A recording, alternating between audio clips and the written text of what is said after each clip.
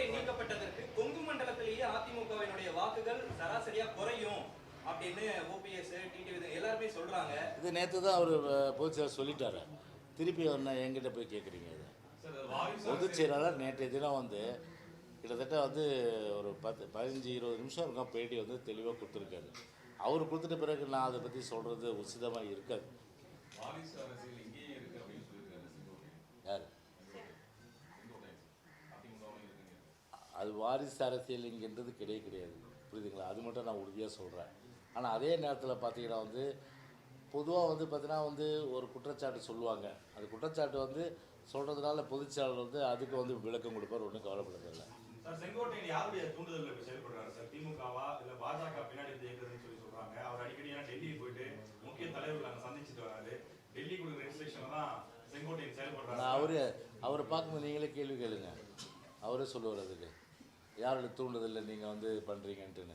நான் எனக்கு எப்படி தெரியும்? எனக்கு உங்களை போல் நானும் டிவி பார்த்துட்டு தானே இருக்கேன். நேற்று டிடிவி தினகரன் அவர்களும் எடப்பாடி பழனிசாமி அவர் வெளியிட்ட அந்த டேப் மூலமா காமிச்ச அந்த வீடியோ போலவே இவரும் காட்டுறாரு. எனக்கு நான் கட்சி விட்டு நீக்கினதா அப்படின்னு எடப்பாடி சொல்றாரு. மீண்டும் எனக்கு ஆதரவா அவர் தானே பிரச்சனை பண்ணாரு அப்படின்ற மாதிரியான ஆதாரங்கள்லாம் அவர் சொல்றாரு. இதை எப்படி பார்க்க? பழச பேசி பிரயோஜனம் இல்லை. நடக்க போகிறத பாருங்க, விடுங்க. பிரதமர் மோடி குற்றச்சாட்டு வைக்கிறாரு, பீகார் மக்கள் தமிழ்நாட்டுல திமுக அரசால துன்புறுத்தப்படுறாங்க அப்படின்னு சொல்றாரு. அந்த குற்றச்சாட்டு உண்மை இருக்குன்னு நினைக்கிறீங்களா? அது பொய்யா?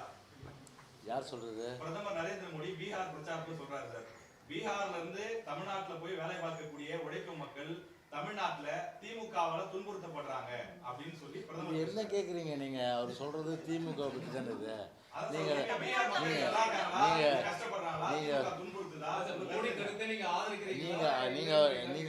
நீங்க அவருக்கு இவரு ஸ்டாலினை பார்க்கும்போது கேட்கணும். நீங்க அது என்ன கேட்குறீங்க? நீங்க நான் இது இல்லை, நீங்க வந்து அவர் எங்களை வந்து சொல்லியிருந்தாருன்னா ஏடிஎம்கே துன்புறுத்த சொல்லலாம், நான் சொல்லலாம். இல்லை நீங்க சொல்லாத. அது வந்து திமுக சம்மந்தப்பட்டு தானே சொல்கிறார் அவர். அப்போ ஆர்எஸ் பாதிக்கிட்ட கேளுங்க, இல்லைன்னா அவர் இப்போ ஸ்டாலின் வரும்போது அவர்கிட்ட கேளுங்க.